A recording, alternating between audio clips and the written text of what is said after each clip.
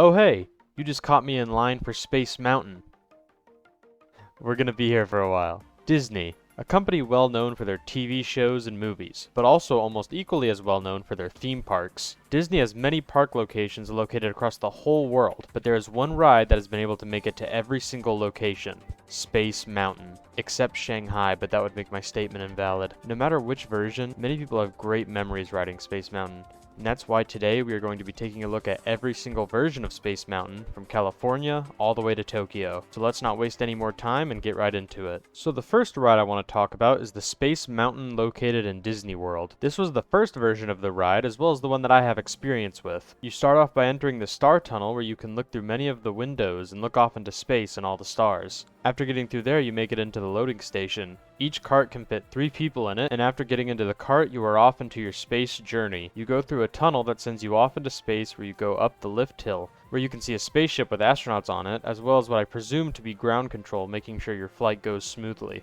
After this, you get to see what you will be seeing for most of the ride, a dark room with some stars plopped around. The ride stays in the dark for most of it, but there are stars, galaxies, and other generic space stuff that decorates the inside of the ride. The ride goes relatively slow, only reaching 27 miles per hour, but the darkness makes it feel much more intense than it really is. Since you can't see what's coming, it makes it hard to prepare yourself, making even the smallest of drops that more intense. Obviously, since this coaster is older, it is a little rough, especially combined with the darkness, but it's not too bad. The ride ends up being around 3 minutes long, which is a pretty decent length. After going through a red tunnel to slow yourself down, you make it into the unloading station where you get dropped into the gift shop. Overall, while it is a pretty basic roller coaster, the theming and darkness of it make it a very enjoyable ride, so it is no wonder why it would be later copied into the other parks. 2 years after the opening of Space Mountain at Disney World, it was decided to bring the ride to Disneyland in California. This was due to the fact that Space Mountain had become a huge success at the time of its opening, making it the obvious choice to make a new version of the ride for Disneyland. So once you get into the line, it is different from the Star Tunnel from the Disney World ride, as there aren't many places where you can look out into space, but rather it looks more like a generic futuristic tunnel. But I think it still looks very nice. You then make it to a boarding area, which is much more elaborate than the one in Florida. The room is decorated to be a large space station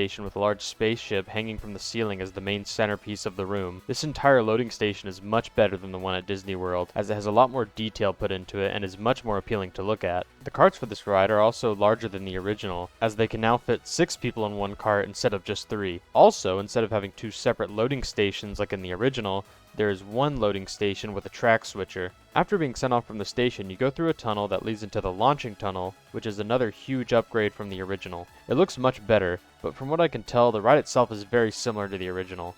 It does lack the little spacemen from the original ride, but besides this, the ride seems very similar. From the looks of it, this ride seems like an overall improvement from the original, with a lot of the theming feeling like a major upgrade. The next version of Space Mountain that was opened was in Tokyo Disneyland and opened on the park's opening day. This version of the ride takes a different approach to the future aesthetic that the other rides have. While the outside looks basically identical to the first two, the inside is dark like the original Space Mountain, but shares a similar design to the Disneyland version. The loading station is shaped a lot like the Disneyland version of the ride, but the spaceship that hangs from the ceiling looks much different. The ship and really the whole room has a much more alien look to it. So after departing from the loading station, you are taken up a hill into a room filled with a bunch of hexagons. You are then lifted into the launch tunnel, which is similar to the one in California, but instead of the usual flashing lights, this one goes for a sort of lightning effect with lightning strikes appearing on the sides and a ball of lightning appearing right before you are sent off into the rest of the ride. And after this, well, it's Space Mountain. While Space Mountain being a dark ride helps it stand out and makes the ride better overall, it is really hard to talk about. I don't really know how to tell you about what is going on here, except for the fact that it does in fact look like Space Mountain. But from what I can tell, it looks like a version of the ride that is very similar to the California version, but has a few tweaks to make it unique. But what does make this version of the ride interesting is the fact that very soon it will be getting a very large renovation. In 2024, the Tomorrowland section in Tokyo Disneyland will be going under major renovations, but will be reopened in 2027 with a whole new coat of paint. According to the producer of this renovation, this new version of Space Mountain will be a completely new ride experience, and the story will apparently have lots of emotion. I'm tearing up already. But hey, who knows, this might end up being the best version of Space Mountain. But before you ride it, just remember to keep your tissues inside the ride vehicle at all times. On June 1st, 1995, a new version of Space Mountain was opened in Disneyland Paris. Just by looking at the structure, you can tell that this version of the ride was like none of the others before it. Instead of the usual white, futuristic look of the Space Mountain buildings, it had much more of a steampunk, industrial revolution look to it. This is by far the most beautiful and interesting looking Space Mountain to date, and this is just the beginning of what makes this ride so unique. Originally titled Space Mountain De la Terre à la Lune, or From the Earth to the Moon, was a ride based off of the Jules Verne book by the same name. In the line to the ride, you're able to look into the main building at the roller coaster itself and get a hint as to what you're about to experience. After making it to the loading station, it is immediately obvious that it is very different from other Space Mountains, as it is outdoors without the usual futuristic theming, which is much more appropriate for this ride. After entering the cart, you are lifted into a giant gun that you may have noticed on the outside of the building. After this, the gun loads you further in until you are launched out and make it into space. Since this version of the ride has not been open for a while, I couldn't find the best footage of it, so you're just gonna have to use your imagination a little bit. The ride launches you into space, where you have the usual Space Mountain theming, but there are also tons of asteroids placed around, as well as an asteroid and space mining vehicle that you go through. But arguably one of the largest differences is that the top speed is now 44 miles per hour and the ride features 3 inversions, which is 3 more than usual.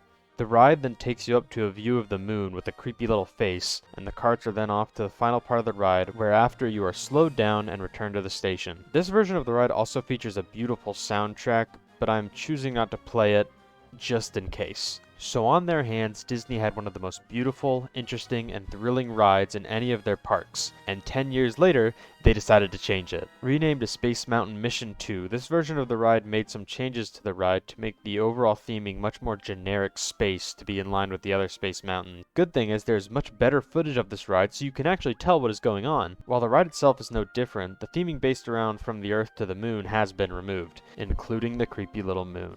We'll miss you, big guy. Overall, while this isn't great, the retheming isn't terrible, and the ride still looks very fun. So they changed it again. This time, it has been rethemed to Star Wars and is now named Hyperspace Mountain. This retheme has happened before in the California version, but the difference there is that it was temporary. This one just won't go away. Once again, the ride still looks fun, but the original theming that made the ride much more special has been completely lost here. The Star Wars theme just doesn't hold up compared to the original, and really doesn't fit the building that it's inside of. It's sad to see such a special ride get turned into something so bland and unoriginal. Everything that made this version so special is gone now, and so many people never got to experience it. But hey, maybe someday the original will return. Creepy moon and all. Okay, last Space Mountain. This one is like the one in California. There are some slight changes in the queue and the beginning of the ride, but other than that, there's this meteor thing. That's cool, right? This one also ended up getting the permanent Star Wars theme, but in all honesty it works better here as there wasn't really anything too special about it before. Space Mountain is a special ride that many people have great memories with, no matter which version you rode, even if it was the neutered Paris version. And even though they haven't made a new one since 2005, its influence still lives on in rides like Cosmic Rewind. This ride may not really be Space Mountain, but it still takes a lot of influence from Space Mountain and makes an even better experience because of the rides that came before it. Space Mountain was the first ride of its kind, and it will always be important to theme park history, which is why it is so important to preserve its legacy. But what is arguably more important than all of that is to bring back the silly moon face.